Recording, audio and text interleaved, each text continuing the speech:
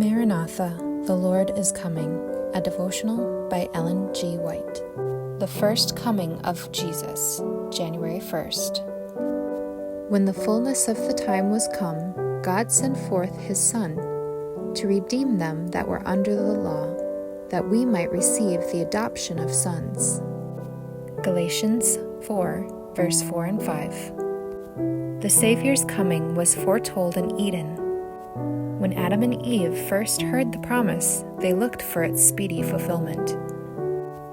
They joyfully welcomed their firstborn son, hoping that he might be the deliverer. But the fulfillment of the promise tarried. Those who received it died without the sight.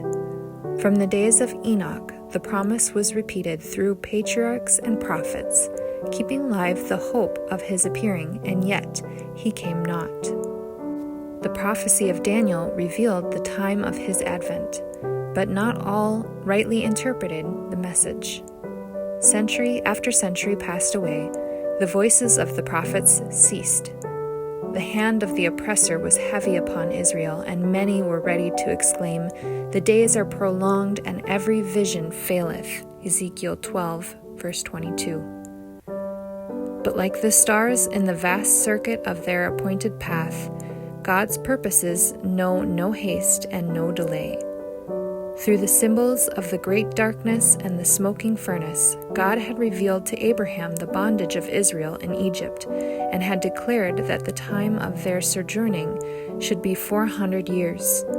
Afterward, he said, shall they come out with great substance. Genesis 15, verse 14. Against that word, all the power of Pharaoh's proud empire battled in vain. On the selfsame day appointed in the divine promise, it came to pass that all the hosts of the Lord went out from the land of Egypt. Exodus 12, verse 41.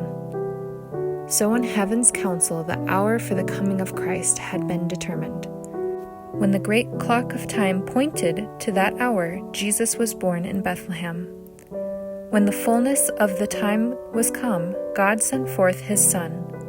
Providence had directed the movements of nations and the tide of human impulse and influence until the world was ripe for the coming of the deliverer. Then Jesus came to restore in man the image of his Maker. None but Christ can fashion anew the character that has been ruined by sin. He came to expel the demons that had controlled the will.